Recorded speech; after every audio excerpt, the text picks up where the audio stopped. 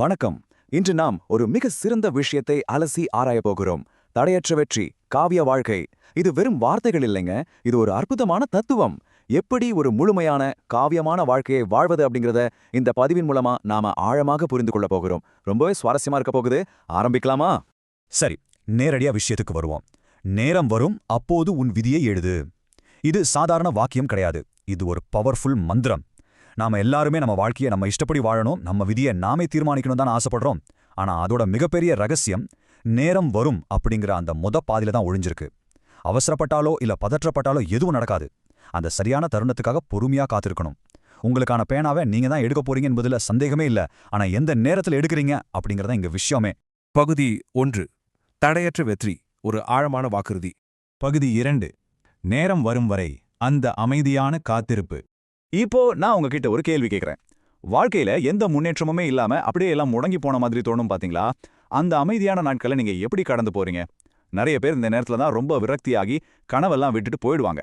ஆனா ரொம்ப முக்கியமான விஷயம் என்னன்னா, இந்த காத்திருப்பு அப்படிங்கிறது சும்மா வெட்டியா இருக்கிறது கிடையாது. நீங்க முடங்கி போகல, மாறாக அடுத்த பெரிய பாய்ச்சலுக்காக உங்களை நீங்களே உள்ளுக்குள்ள தயார்படுத்திட்டு இருக்கீங்கன்னு அர்த்தம். ஒரு அம்ப எவ்வளவு தூரம் பின்னாடி இழுக்கிறோமோ அவ்வளோ வேகமா அது முன்னாடி பாயும் இல்லையா? எந்த ஒரு பெரிய புயலுக்கு முன்னாடி ஒரு பெரிய அமைதி இருக்கும். நீங்க இப்ப அனுபவிக்கிற அந்த காத்திருப்பு உங்களை பின்னாடி இழுக்கிற மாதிரி தோணலாம். ஆனா வரப்போகல அந்த காவிய வாழ்க்கைக்காக உங்களை கூர்மைப்படுத்துற வேலை தான் அது செஞ்சுட்டு இருக்கு. பகுதி 3. அந்நியமான பயணங்கள். இங்கிலாந்து. ஒருவித குழப்ப நிலை. ஒரு கனவை நோக்கி போகும்போது திடீர்னு முற்றிலும் புதுசான பழக்கமே இல்லாத ஒரு சூழ்நிலையில நாம தள்ளப்படுவோம். அதான் இந்த அந்நியம் அப்படிங்கிற வார்த்தையோட ஆழமான அர்த்தம். இந்த மூலக்குறிப்புகள்ல இந்த வார்த்தையை திரும்ப திரும்ப பயன்படுத்தியிருக்காங்க. இது ஒரு அருமையான உருவகம். நீங்க உங்க கம்ஃபர்ட் ஜோனை விட்டு வெளியே வரும்போது எல்லாமே உங்களுக்கு அந்நியமா, புதுசா, கொஞ்சம் பயமா தான் தெரியும். அந்த பாதை உங்களுக்கு சொந்தம் இல்லாதது போலவும், நீங்க தனியா நிக்கிறது போலவும் தோணும். புதிய சவால்கள், புதிய மனிதர்கள் எல்லாமே அந்நியம்தான். ஆனா இந்த அந்நியமான உணர்வு தான் உங்களை செதுக்குற உண்மையான ஒளி. இந்த அந்நியத்தன்மையை எதிர்கொள்ள பழகிட்டா மட்டும்தான் உங்களால புது எல்லைகளை தொட முடியும். இதுல குறிப்பிடப்படுற இன்னொரு ரொம்ப சுவாரஸ்யமான வார்த்தை இங்கிலாந்து. இதை பார்த்ததும் ஏதோ ஒரு நாட்டை பத்தி பேசுறோம்னு நினைச்சிடாதீங்க. இது ஒரு மாபெரும் குறியீடு. இங்கிலாந்து அப்படிங்கிறது உங்களுக்கு சுத்தமா பழக்கம் இல்லாத, ரொம்ப தூரத்துல இருக்கிற ஒரு கடினமான இலக்கு. நீங்க எடுக்க வேண்டிய அந்த பெரிய பாய்ச்சல். சில நேரங்கள்ல நம்மள நாம அப்டேட் பண்ணிக்க இந்த மாதிரி முற்றிலும் மாறுபட்ட கடினமான சூழ்நிலைகளுக்குள்ள நாம குதிச்சு தான் ஆகணும். உங்களோட அந்த இங்கிலாந்து ஒரு புது பிசினஸா இருக்கலாம், இல்ல ஒரு புது படிப்பா கூட இருக்கலாம். அது எவ்வளவு தூரத்துல இருந்தாலும் சரி, அது எவ்வளவு அந்நியமா இருந்தாலும் சரி, அதுதான் உங்க உண்மையான வளர்ச்சியோட தொடக்கமா அமைய போகுது. இது எந்த அளவுக்கு ஆழமானதுன்னு பாருங்க. ஒரு பக்கம் காத்திருப்பு, அப்புறம் அந்நியம். இது ஒரு விதமான குழப்பமான, கொஞ்சம் இருண்ட நிலை. ஆனா மறுபக்கம் என் வாழ்க்கை. இது முழுமையான தெளிவு, அப்புறம் அதிகாரத்தோட உச்சம். நாம எல்லாமே இந்த 2 நிலைக்கும் நடுவுல தான் பயணம் செஞ்சுட்டு இருக்கோம். அந்த அந்நியமான காத்திருப்பு நிலை நிரந்தரமானது கிடையாதுங்க. அது வெறும் ஒரு பாலம் தான். அந்த பாலத்தை கடந்து என் வாழ்க்கை அப்படிங்கிற அந்த ஆளுமையான இடத்துக்கு போறது தான் நம்ம இலக்கு. அந்த போராட்டங்களை ஏத்துக்கிட்டு அதிலிருந்து வலிமையை பெற்று வெளியே வர்றது தான் விதியை எழுதுறது. பகுதி 4.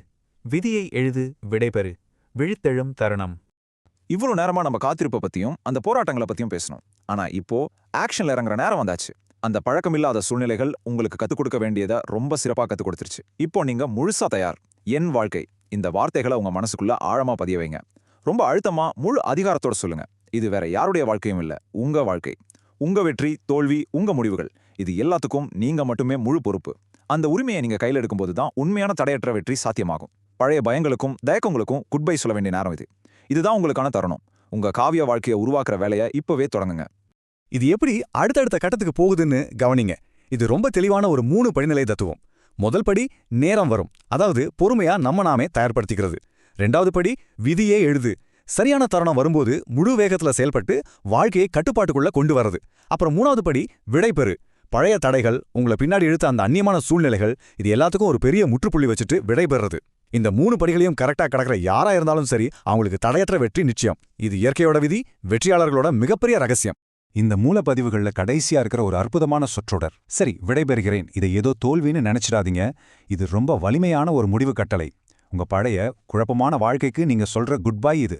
உங்களை முடக்கி வச்சிருந்த அந்த அந்நியமான உணர்வுகளுக்கு நீங்க சொல்ற குட் பை. விடைபெறுறது அப்படிங்கிறது பலவீனத்தோட அடையாளம் கிடையாதுங்க. அது ஒரு புது தொடக்கத்துக்கான ரொம்ப தைரியமான முடிவு. பழைய சுமையை கீழே வச்சாதான் புது விதியை எழுத நம்ம கைகள் சுதந்திரமா இருக்கும். அதனால அந்த அந்நியமான அத்தியாயத்தை அப்படியே மூடிட்டு சரி விடைபெறுகிறேன்னு சொல்ல பழகுங்க. இப்போ நாம இறுதி பகுதிக்கு வந்துட்டோம். உங்ககிட்ட கேட்க என்கிட்ட ஒரு முக்கியமான கேள்வி இருக்கு. உங்க விதியை எழுத நீங்க தயாரா?